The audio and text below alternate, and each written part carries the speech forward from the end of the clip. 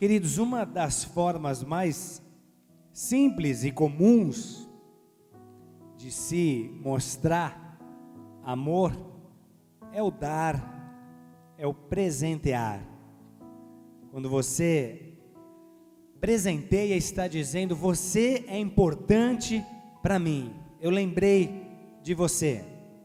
Por outro lado, quando você não ganha presente, pensa no caso de ser teu aniversário, de ser dia dos pais, ser uma data em que você esperava ganhar um presente. Quando você não ganha esse presente, logo pensa: estou em falta, estou sem moral, fiz alguma coisa de errado, de alguma maneira eu provei que não merecia ser presenteado.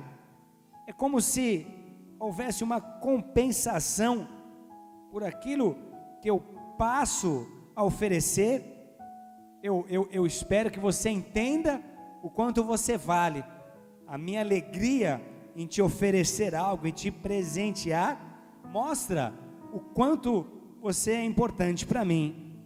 É como se eu estivesse imaginando, os meus interesses foram lembrados, alguém se preocupou, alguém se lembrou, alguém pensou em saciar os meus interesses, em suprir as minhas necessidades. No mínimo houve uma intenção. Amém?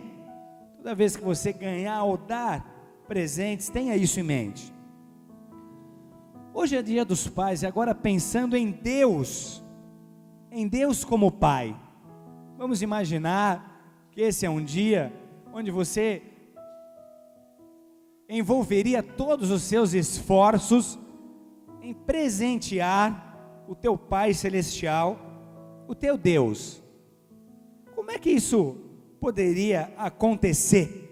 Como é que nós poderíamos presentear a Deus, mostrando o quanto Ele vale para nós, que valor que a sua presença, que a sua paternidade tem sobre as nossas vidas? Já imaginou pensar em dar um presente para Deus? Normalmente quando você vai presentear alguém que aparentemente já tem tudo, não fica difícil imaginar o que dá.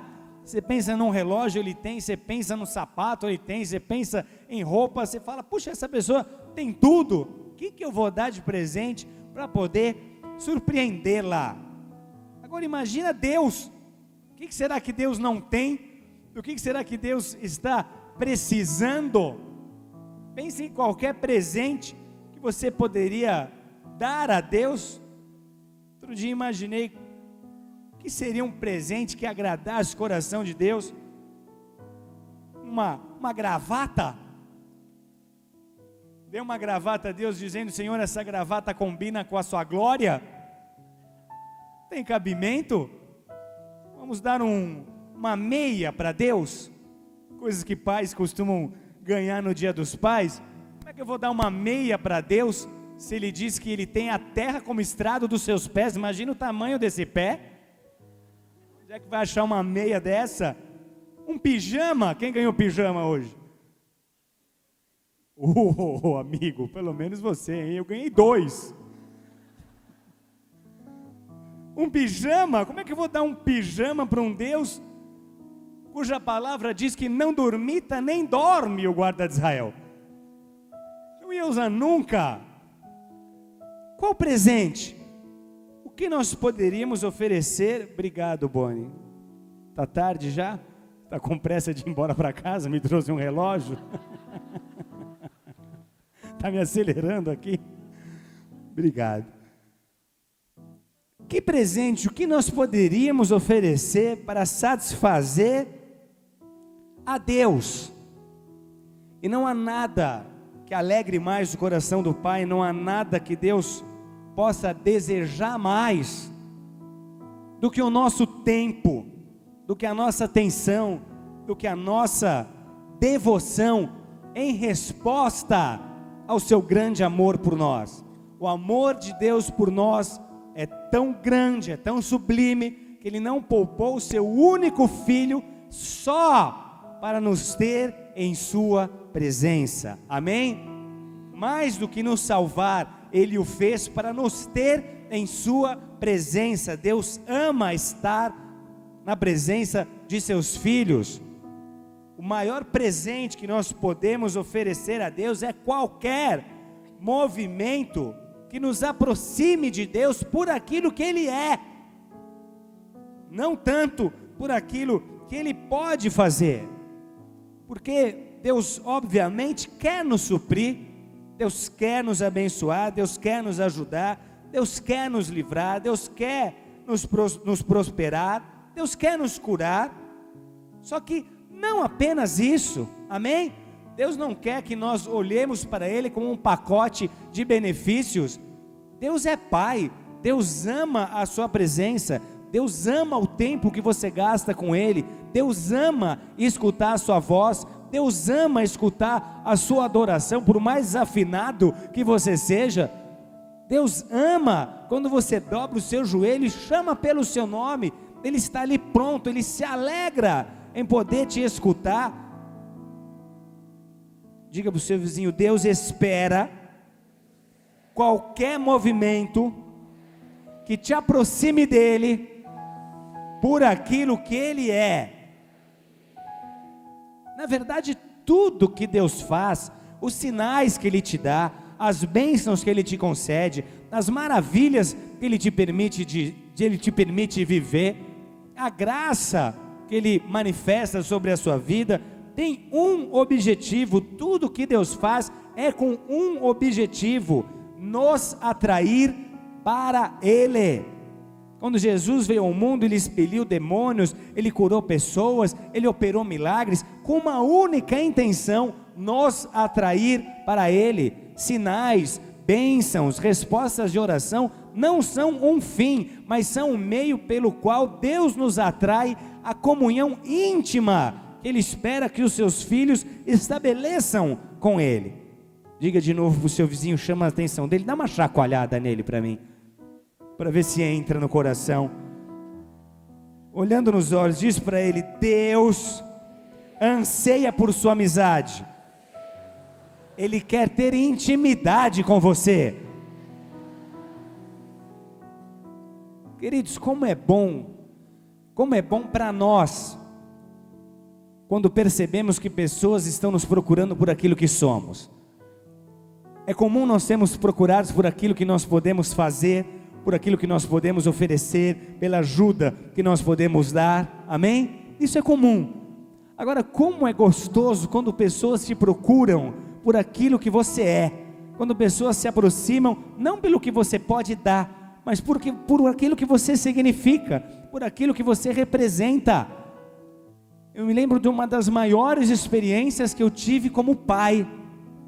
Toda vez que o meu filho chorava, eu corria, isso ele pequeno, 2 anos, um dos 3, quando ele chorava, o Reninha chorava, eu corria e levava uma madeira de suco. Ele amava tomar suco, até hoje ama tomar suco. Nós viramos praticamente sócios da Hades, né, de tanto suco de soja que eles tomaram até hoje. Então eu fiz uma mamadeira, eu corri para ele para saciar aquele choro, eu queria suprir a sua necessidade. E como eu fui marcado, quando ele olhou para mim, deu um tapa na mamadeira e pulou no meu pescoço, como quem estivesse dizendo: eu não quero o suco, eu sei que se eu chorar, eu recebo a provisão, mas eu quero você, eu estou chorando porque eu quero um abraço, eu quero a sua presença, eu quero ficar no seu colo. Tem coisa melhor, queridos? Tem coisa melhor? Aplauda Jesus Cristo por isso.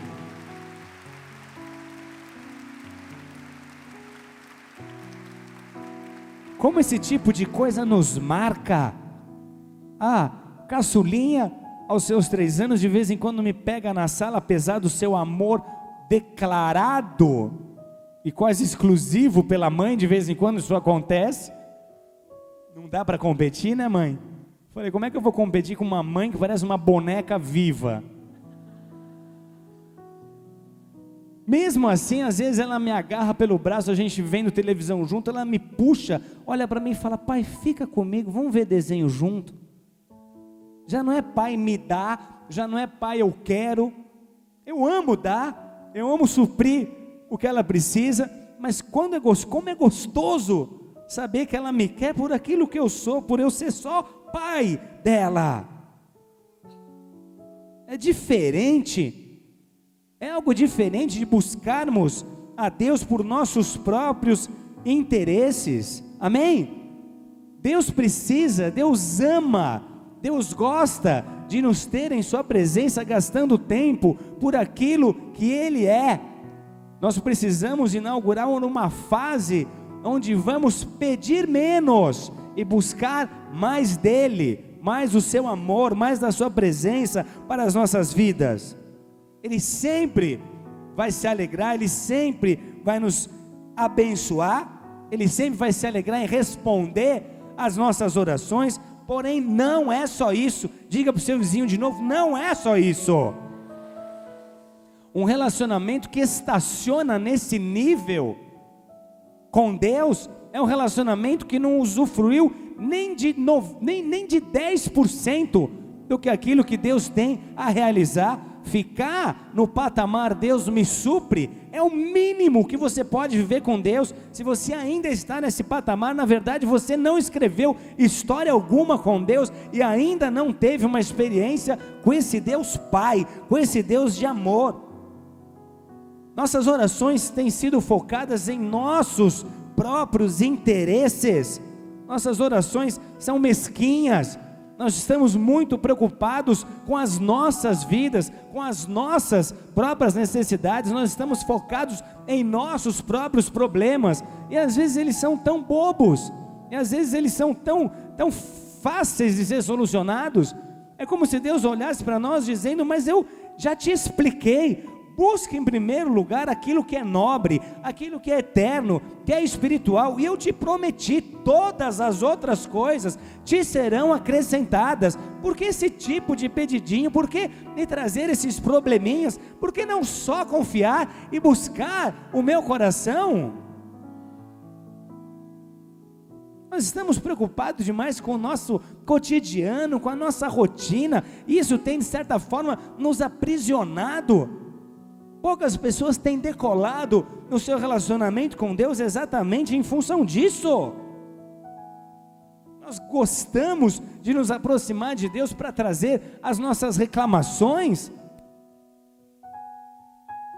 Eu, como pastor, às vezes digo: meu Deus, se é comum eu me esgotar de escutar tanta murmuração, como é que isso deve chegar no céu? Como é que isso deve ser para ti? Ah, pastor, você não sabe, o meu casamento é horrível, o meu casamento é terrível, o meu casamento é uma desgraça. Às vezes eu fico pensando: por que casou então? Outro dia eu imaginei, ela deve ser, de tanto que está reclamando do casamento, ela deve ser aquelas mulheres que trabalham no circo, no trapézio. Ela não deve ter tido opção. Acho que a hora que ela pulou e estava sem ter onde se segurar, o homem falou: eu peço a sua mão em casamento, e ela teve que dar. Deve ser isso. Ela trabalhava em circo, e na hora de não cair na rede, ela agarrou e falou: tá, eu vou. Porque tanta reclamação, tanta falta de esperança, tanta falta de fé,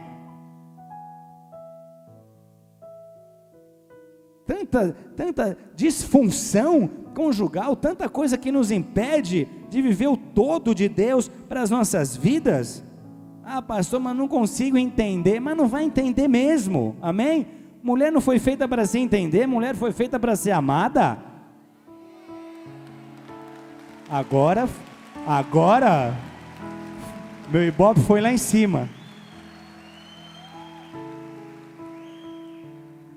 Já tentou entender mulher? Querido, vai ficar tentando o resto da vida. Tem 2 momentos, na verdade, que o homem não entende a mulher: antes de casar e depois de casar. Não vai entender nunca. Esses dias eu ganhei um hidratante daqueles chiques, especiais, Paul Mitchell, coisa fina. Guardei ele com carinho assim no meu armário, deixei ele ali. De repente eu estou tomando banho e percebo que ele já está no box. E elas têm esse poder de nos confundir. Ela entrou no banheiro, eu falei: querida, você usou o meu hidratante? Elas fazem aquele olhar que você não sabe se é sim ou não. Ele olhou para mim, olhou para o hidratante e fez assim, ó. Você começa a ficar confuso, você fala: será que ele criou perna? Será que espírito está passando hidratante? Foi um demônio que usou meu hidratante? Coisa séria. E nós nos apegamos a cada detalhe bobo, a cada coisinha. E vemos o tempo passando e as oportunidades que temos de crescer no relacionamento com Deus sendo desprezadas. Queridos, Deus ama estar conosco, Deus ama comunhão com seus filhos, e sabe o que nós precisamos entender? Que mesmo sendo onipotente, Deus tem necessidades. Repete: Deus tem necessidades. Deus tem necessidades. E a pergunta é: quem irá supri-las? Quem irá suprir as necessidades de Deus? Mateus 25, 35, 36, ele disse: porque tive fome e me deste de comer, tive sede e me deste de beber, era forasteiro e me hospedaste, estava nu e me vestistes, enfermo e me visitastes, preso e fostes ver-me. Enquanto nós estamos pensando em nossas necessidades, Deus está dizendo: eu prometi supri-las, cuide das minhas necessidades. O Senhor de todo o universo, de toda a glória, o único que possui todo o poder, está dizendo que Ele estava em necessidade, e que Ele precisava de ajuda para que essas necessidades fossem supridas. E sabe o que disse ainda, verso 40, do mesmo capítulo 25 de Mateus? Em verdade vos digo, que sempre o que o fizeste a um desses meus pequeninos irmãos, a mim o fizeste. Onde estão as necessidades de Deus? Estão mais próximas do que você imagina. Onde estão as necessidades de Deus? Estão diante dos nossos olhos. Toda vez que você escolhe amar a sua sociedade, amar as pessoas que se perdem, toda vez que você se envolve para interceder, para ajudar materialmente também, para pregar a palavra, para usar os seus dons em favor de alguém, para usar os seus talentos em favor das necessidades de Deus, em favor dos próximos. Quando essa é a sua escolha, você se aproxima de Deus numa velocidade que não pode ser medida. Se você tem desejado a presença de Deus, tem desejado a graça, a intimidade com Deus, entenda: nada te faz crescer mais rápido, nada te dá mais experiências com Deus do que a tua escolha de suprir as necessidades de Deus na terra. Diga para o seu vizinho: está na hora de você dar o clique. Tudo bem, não há problemas. Deus usou uma necessidade, uma fragilidade, uma fase da sua vida que você olhou para cima, veio precisando, veio buscando, veio desejando mudança. Deus fez, Deus abençoou, mas é tempo de crescer, é tempo de se desenvolver. Há um próximo estágio, há uma próxima fase. Diga de novo: está na hora de você dar o clique. Não mais o que Deus pode fazer por você, mas o que você pode fazer por Ele. Não mais o que Deus pode fazer por mim, não mais o que a igreja pode fazer por mim, não mais o que o reino pode fazer por mim. Chega a hora onde eu começo a entender o que é maturidade cristã, e o pensamento e a visão tem que mudar. Não mais o que Deus pode fazer por mim, agora o que eu posso fazer por Deus, o que eu posso fazer pelo reino, o que eu posso fazer pela igreja, o que eu posso fazer pelas necessidades de Deus. Dê uma salva de palmas a Ele por isso.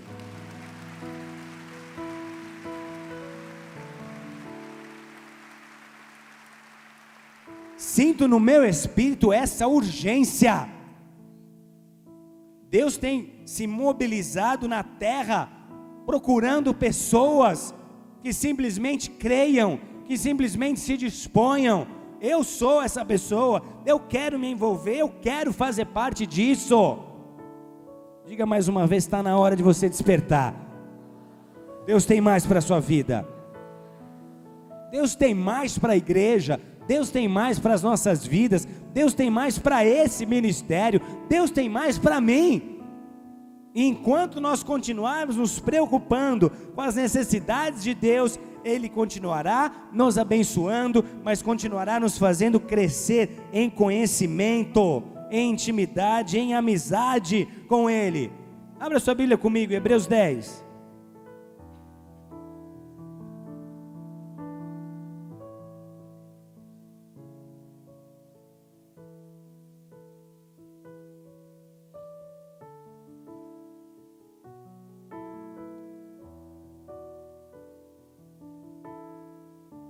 Verso 19.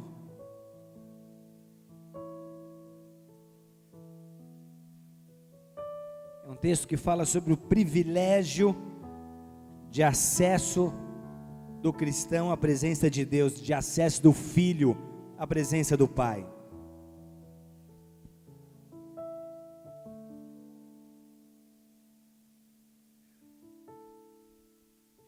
Diz assim: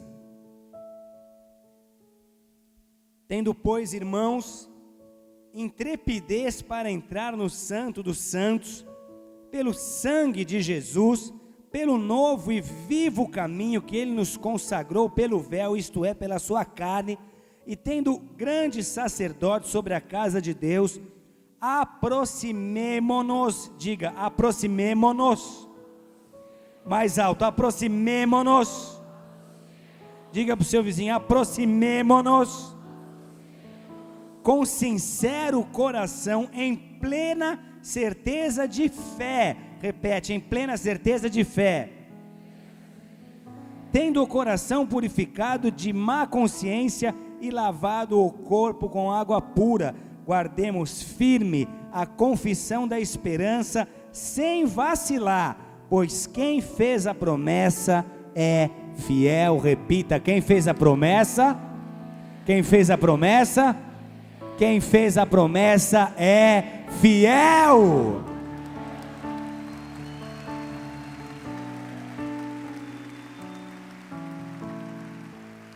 O alarme está soando. O que Deus deseja realizar na terra nos próximos anos exige da igreja íntima comunhão com o Pai, amizade verdadeira com Deus. Deus está levantando uma geração profética que irá atuar no cenário mundial nos próximos anos. Deus está hoje tocando pessoas que serão por Ele poderosamente usadas, inclusive em campos missionários. Agora, quem são os profetas, senão os amigos de Deus? Profetas são aqueles que de tanta intimidade, de tanta amizade com Deus, conseguem ouvir de Deus o que Ele vai fazer antes do que aquilo seja feito. Profeta é aquele que de tanta amizade com Deus consegue discernir os pensamentos, as intenções de Deus. E então tem aval para comunicá-las. Você, meu amigo, para você eu conto, agora vai e divulga, vai e distribui essa mensagem.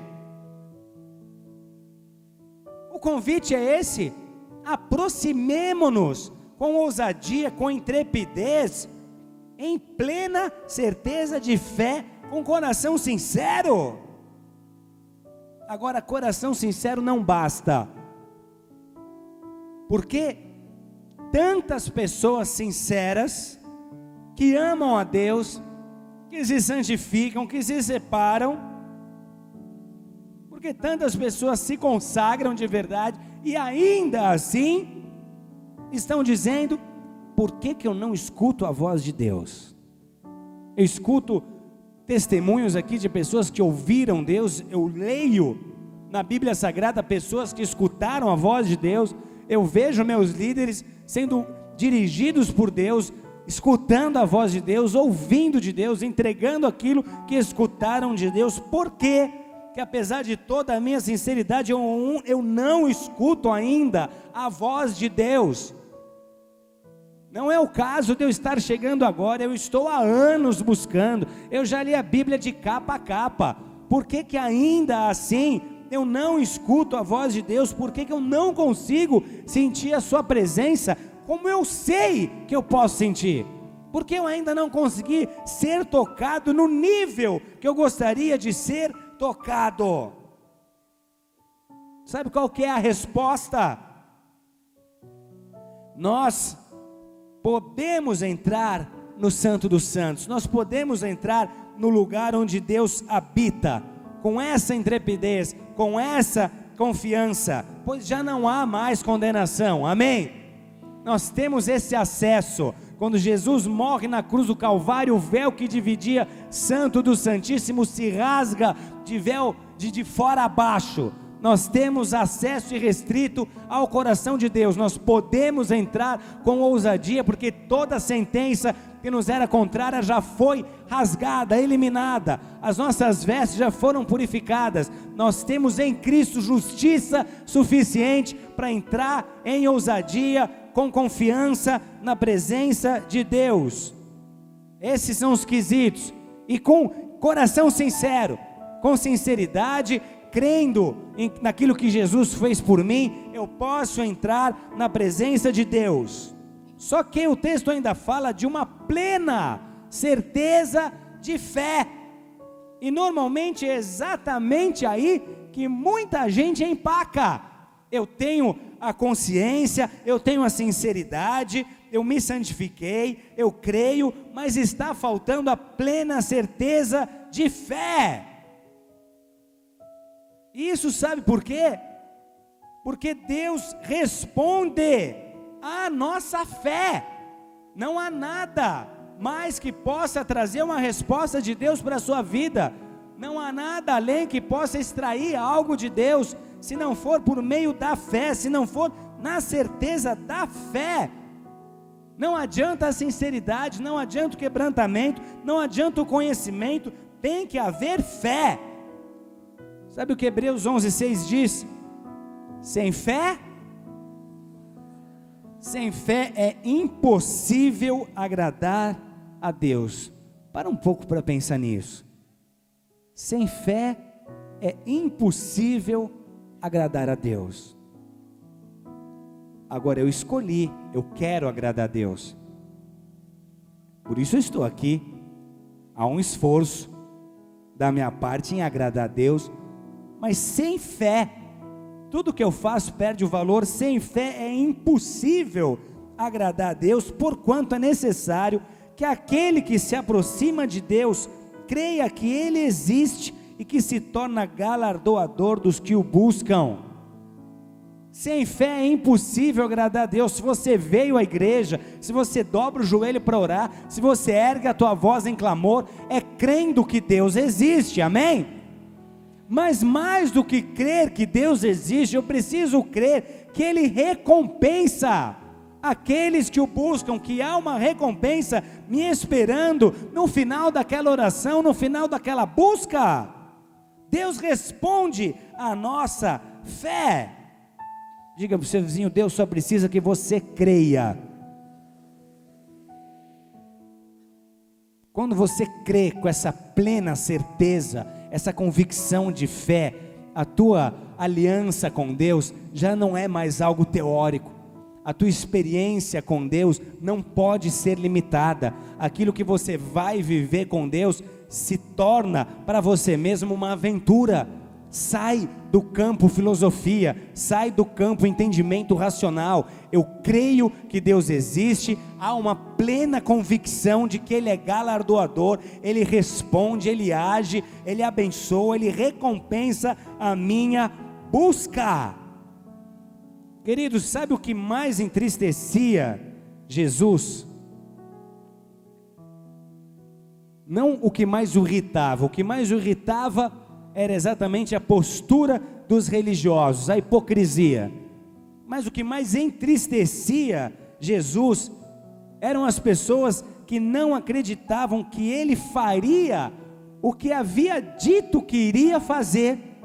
A incredulidade é o que mais entristece o coração do Senhor, porque quando Deus faz uma promessa, quando Deus diz algo, Ele apoia essa promessa na sua própria palavra, com a honra do seu nome. No Novo Testamento nós aprendemos com Jesus que a nossa palavra tem que ser sim, sim, não, não, que para sadice é procedência maligna, ninguém precisa prometer, ninguém precisa jurar. Mas há vários textos no Antigo Testamento onde Deus jura por si mesmo. Ele jura pelo seu próprio nome, porque não há ninguém maior que Ele. Então Ele jura por Ele mesmo. E quando nós duvidamos da palavra de Deus, quando nós deixamos crer naquilo que Deus prometeu fazer, nós estamos insultando a sua integridade. Não há nada mais duro para Deus, nada o entristece mais do que perceber nos seus filhos a falta de confiança, a falta de fé. É como se você pudesse perceber dentro da sua própria casa, os seus filhos não confiando no suprimento, na provisão, no seu cuidado, no seu amor. Isso fere o coração do Pai, isso fere o coração de Deus. Mateus 6,30 diz: ora, se Deus veste assim a erva do campo, que hoje existe e amanhã é lançada no forno, quanto mais a vós outros, homens de pequena fé. Jesus disse isso em relação à preocupação que os discípulos estavam tendo em relação ao seu futuro, o que vamos vestir, o que será de nossas vidas. Nós estamos largando tudo por fé, estamos te seguindo, estamos ouvindo a chamada, vamos deixar muitas coisas para trás. Como vai ficar o nosso futuro? E Ele está dizendo: se hoje eu estou vestindo a erva do campo, que amanhã já não é nada, é lançada no forno, quanto mais a vocês, homens de pequena fé. Mateus 16:8, Jesus pergunta: por que discorreis entre vós, homens de pequena fé, sobre o não terdes pão? Preocupados com aquilo que haveriam de comer, com o seu sustento. Por que, homens de pequena fé? Mateus 8:25-26, mas os discípulos vieram acordá-lo, clamando: Senhor, salva-nos, perecemos. Perguntou-lhes Jesus: por que sois tímidos, homens de pequena fé? Havia uma turbulência, havia uma tempestade, um vento que lhes era contrário. Por que sois tímidos, homens de pequena fé? Por que simplesmente não crer, não acreditar? Eu não sei quanto a você, mas dá para perceber aqui o desapontamento, a tristeza no tom de voz de Jesus. Não consigo ver uma exclamação irada, mas triste. Por que a dúvida? Por que uma fé tão pequena? Por que não confiar? Por que não acreditar em quem você é para mim, no amor que eu tenho pela sua vida? Os discípulos certa vez não puderam expelir um demônio, vieram questionar Jesus: Jesus, por que aquele espírito não saiu? E Jesus respondeu, Mateus 17:20, por causa da pequenez da vossa fé. Tanto naqueles dias quanto hoje, a falta de fé continua entristecendo o coração do Senhor. Agora repete comigo em voz alta: tudo que recebemos de Deus é pela fé. Diga em voz alta: Deus não responde à minha necessidade, Ele responde à minha fé. Amém? Por que há homens de Deus e mulheres de Deus ainda necessitados? Porque Deus não responde à sua necessidade, Ele responde à sua fé. Ah, mas Deus me conhece, Ele sabe do que eu preciso. Ele vai continuar sabendo do que você precisa, mas Ele não responde à sua necessidade, Ele responde à sua fé. O que traz resposta do céu, o que faz o coração de Deus se comover, o que faz Deus entrar em ação é a sua fé, não é a sua necessidade, por mais necessitado que você esteja.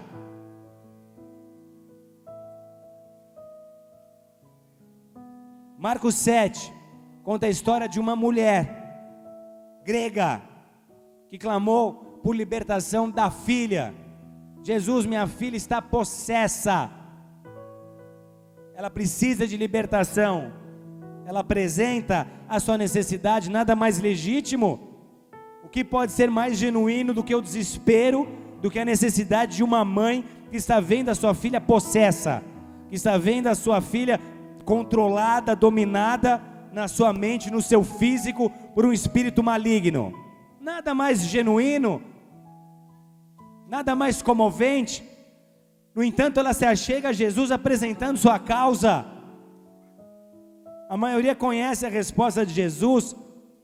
A Bíblia nos conta que Jesus veio para salvar, resgatar e aproximar de Deus o povo judeu. Só lá em Atos, quando Pedro tem uma experiência divina, que o evangelho começa a ser pregado também para os gentios, e hoje já não há mais judeus ou gentios, há cristãos e não cristãos, há aqueles que são justificados pela fé ou não, amém, amados? Naqueles dias, Jesus veio só para pregar para judeu, e a resposta dele é um tanto dura. Ele quase que prova a fé daquela mulher, dizendo: deixe, disse Jesus, Marcos 7, 27, 28, deixe que primeiro se fartem os filhos, porque não é bom tomar o pão dos filhos e lançá-los aos cachorrinhos. Amados, algumas interpretações teológicas diz que esse termo cachorrinho era o termo que eles designavam para os não-judeus, que não era um termo pejorativo, mas queridos, querendo ou não, Jesus chamou aquela mulher de cachorrinha, talvez esperando que assim ela desistisse de ter a sua petição atendida, mas conhecendo seu caráter, ele sabia o que poderia extrair dela. Então a necessidade da mulher não fez Jesus agir, ele não se moveu. Ele falou: meu poder não está à sua disposição, hoje é só para Israel.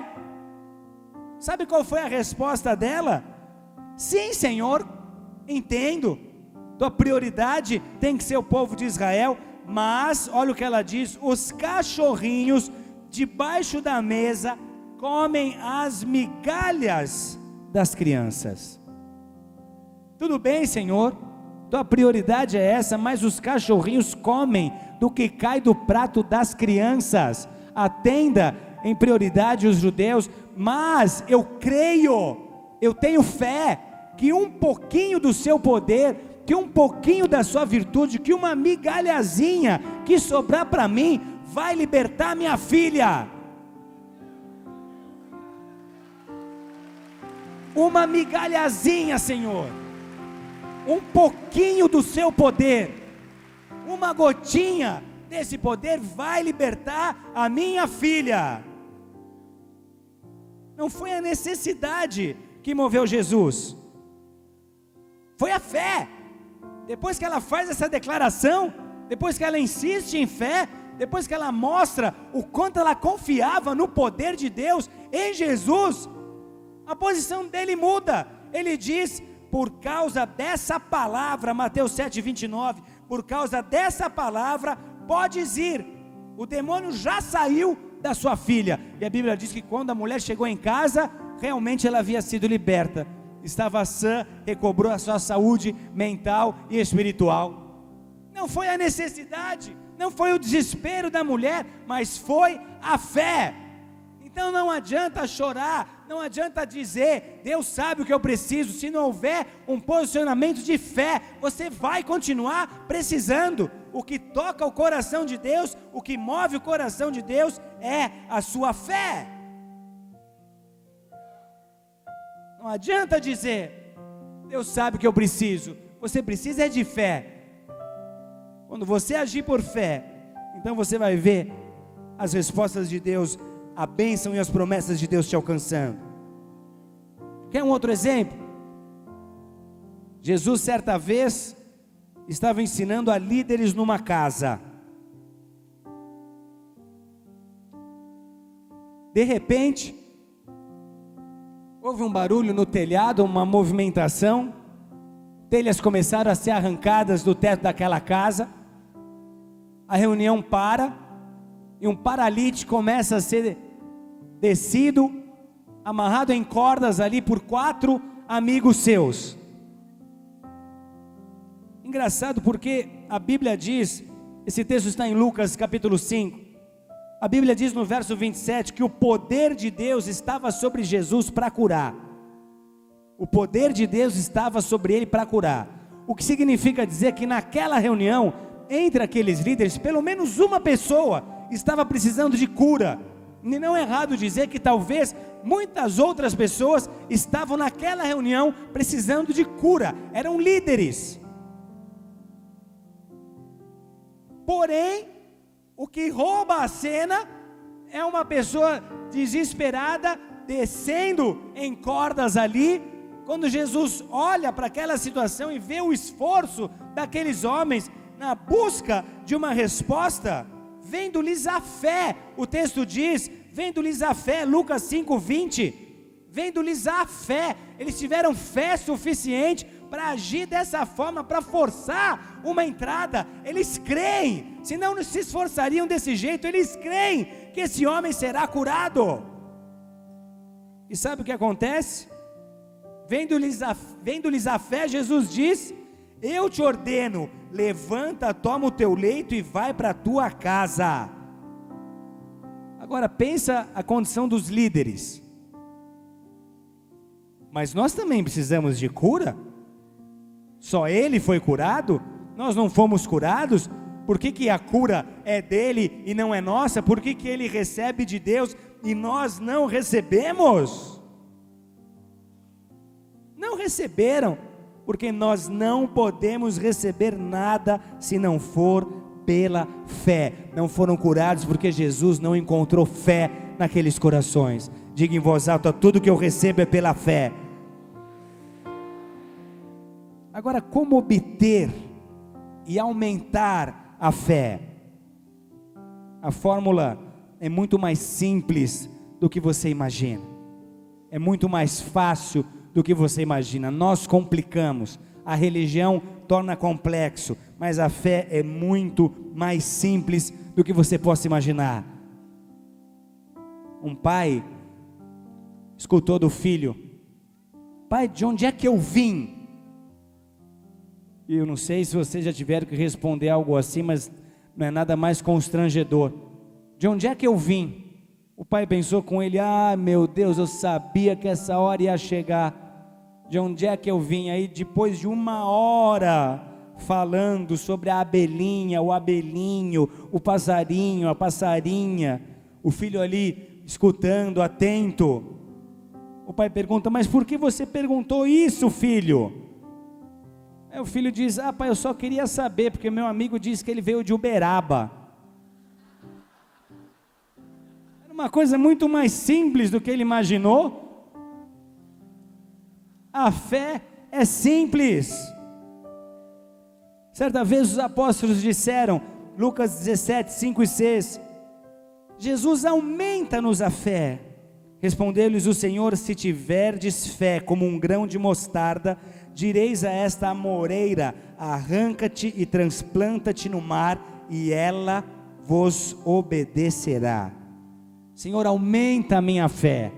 Os discípulos queriam essa fé. Jesus exigia desses homens coisas que eles não conseguiam naturalmente fazer, eles precisavam de fé. Aumenta então a nossa fé. E olha a resposta: se vocês tiverem fé como um grão de mostarda, vocês vão dar ordens à natureza. Qual que é a condição de um grão de mostarda? Jesus comparou a fé a uma semente. A semente é pequena, mas ela contém o potencial de se tornar uma grande árvore. Agora, como conseguir essa semente? Como fazê-la crescer? Mais simples do que parece. Romanos 10, verso 17. E assim, repete comigo, e assim, a fé vem pelo ouvir e ouvir a palavra de Deus.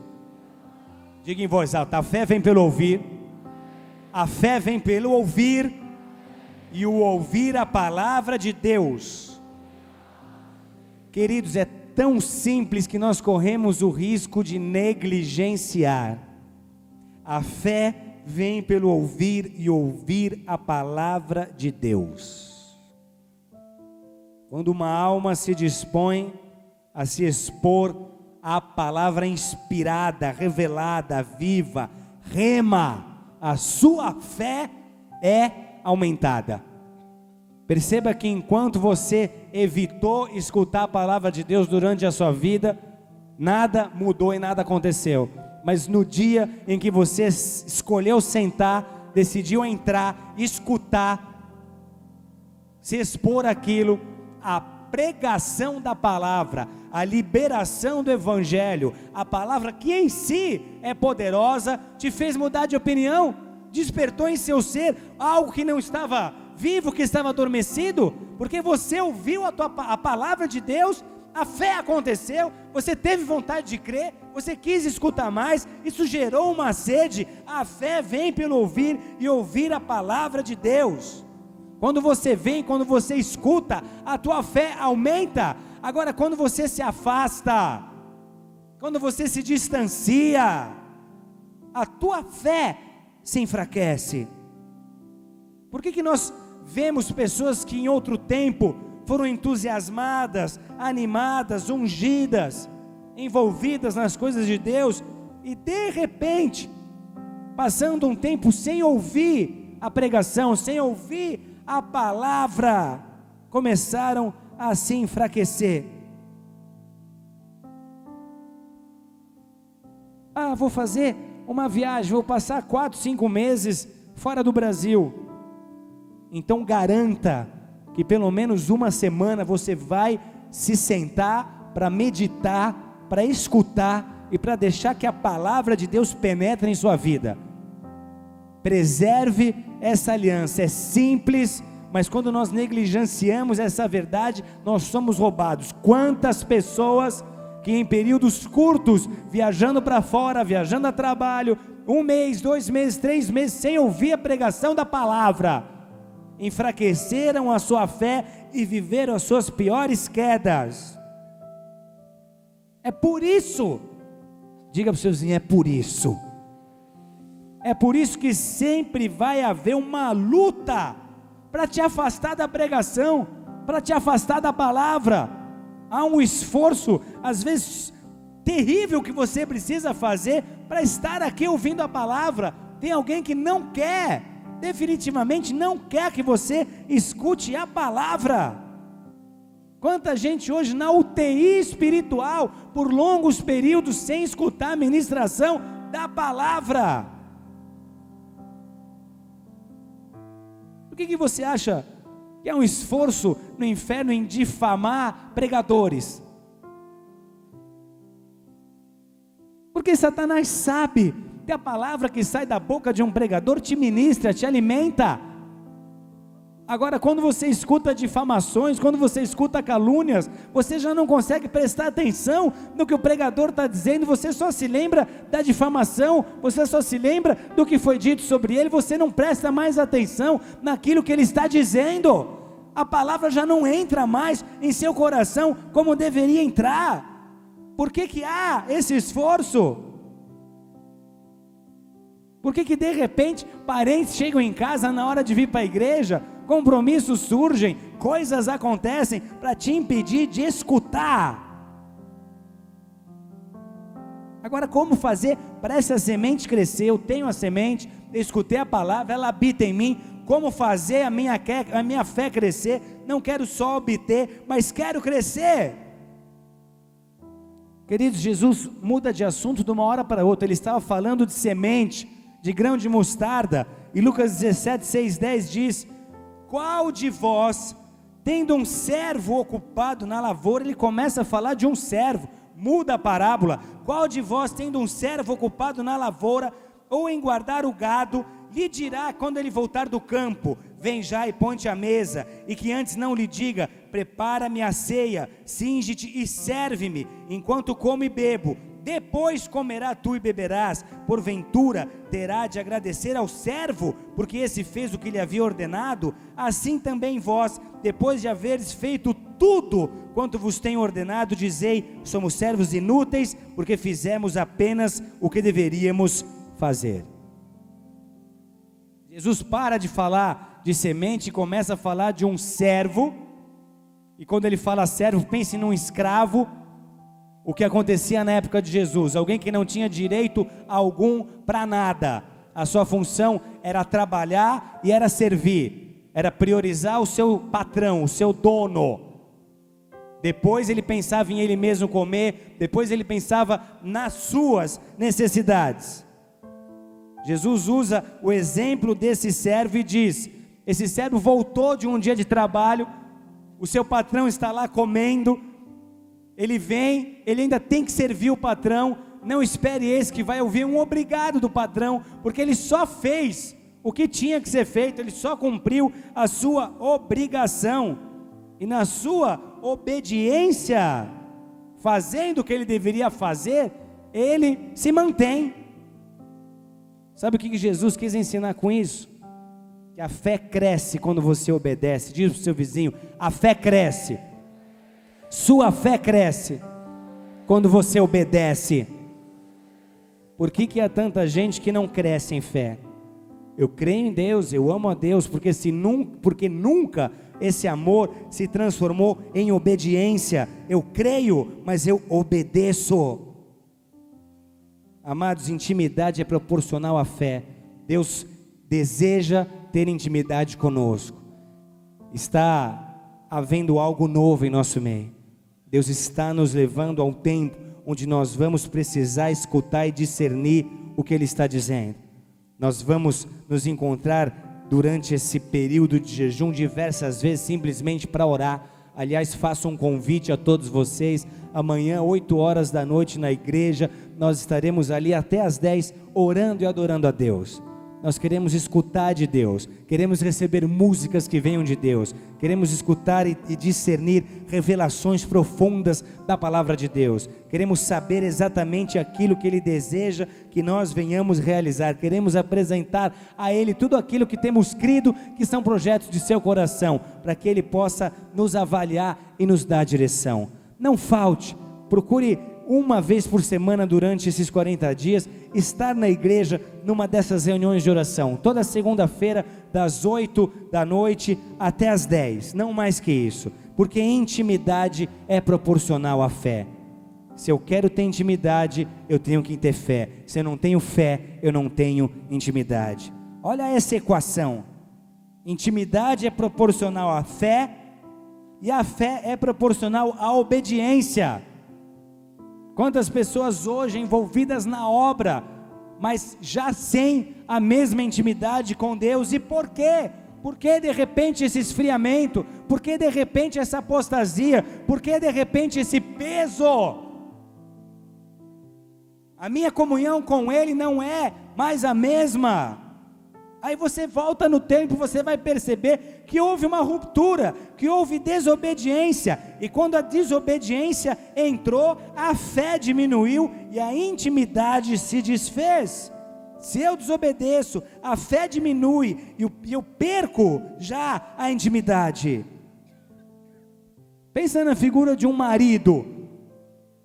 Ele supre a casa, ele ama a esposa, não deixa faltar nada, cuida da esposa, tenta fazer por ela o que ele acha que ela precisa, mas ele simplesmente tem um errinho na sua vida. Ele escolheu arrumar uma amante. Ele supre, ele paga as contas da casa, põe comida na mesa, não deixa faltar nada para a mulher, está cuidando dela, mas arrumou uma amante. É uma única coisa que ele fez de errado. Como é que vai ficar a aliança entre esse casal?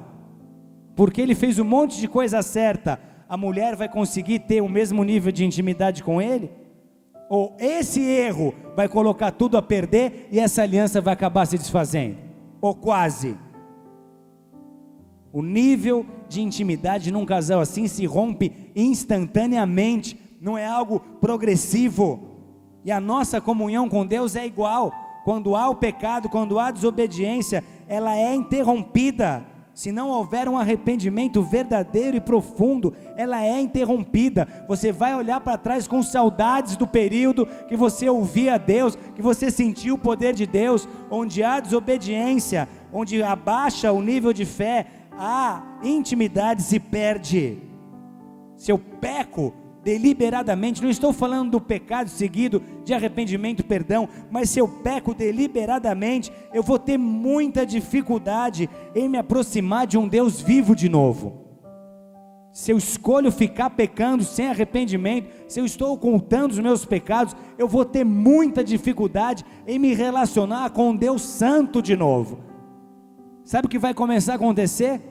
Você vai estar na mesma igreja, no mesmo ambiente, cercado das mesmas pessoas, cantando os mesmos louvores, ouvindo o mesmo pregador, mas você já não se sente parte daquilo. Você começa a se sentir um peixe fora d'água, você começa a achar que de alguma forma você ali é intruso, porque já não faz mais parte disso, já não faz mais parte do corpo. É exatamente assim que pessoas se perdem. Agora, se eu peco e se eu sou rápido em me arrepender, eu vou recorrer ao meu advogado, vou recorrer a Jesus, eu estarei livre de toda condenação, e o sangue de Jesus vai me purificar, vai me justificar, e a conexão vai ser restabelecida. Mas o que eu não posso perder é a intimidade, porque tudo depende da intimidade. O sucesso dos meus projetos, meu sucesso profissional, o sucesso do meu ministério, o sucesso das minhas produções, das minhas criações, dependem diretamente da intimidade que eu tenho com Deus. Se eu perder essa intimidade, eu vou viver uma fase de seca, as portas se fecham. Então pequei, errei, eu devo correr rápido para os pés de Jesus, eu devo rápido me acertar com Ele, eu tenho que confessar, não posso guardar para mim achando que o tempo perdoa pecado. Mas tudo bem, eu busquei, eu criei plenamente, recebi o perdão, fui justificado. Então se prepare, você vai crescer nesse relacionamento com Deus. Deus tem coisas novas para cada um de nós aqui. Pensa em tudo que você já viveu com Deus ministerialmente até hoje. E se eu te dissesse que você não chegou nem na metade do caminho? E se eu te dissesse que Deus está preparando um tempo onde vai te surpreender com novidades? Pense em tudo que você acha que você já fez de bom para Deus. E se Deus estiver te dizendo agora que isso era só um treinamento perto daquilo que você ainda vai fazer para Deus? Pensa na história que você escreveu até hoje. Eu estou te dizendo que Deus usou todas as circunstâncias só para te treinar, só para te adestrar, para que você pudesse hoje começar a viver aquilo que Deus quer que você viva. É isso que Deus está fazendo com a igreja no Brasil. É isso que Deus está fazendo com a igreja brasileira. Nós vivemos uma fase de crescimento. Glorifique a Jesus Cristo, Ele é digno. Não dá para explicar passo a passo o que é a intimidade com Deus. Com cada um Ele vai escrever um tipo de história, com cada um Ele vai se relacionar com um jeito, de uma forma. É que nem você tentar explicar para um noivo passo a passo o que é a intimidade com a noiva. Não dá. Você vai só ensinar o comecinho, você vai falar, passo 1, diga, você é linda. Passo 2, passe a mão no cabelo dela, faça um carinho, um cafuné. Passo 3, apague a luz. Não dá para passar para o passo 4, dá, a partir dali é o casal, não é isso? Quando você começa a se relacionar com Deus, é o mesmo. O Espírito Santo começa a te guiar, e cada dia vai ser um dia diferente.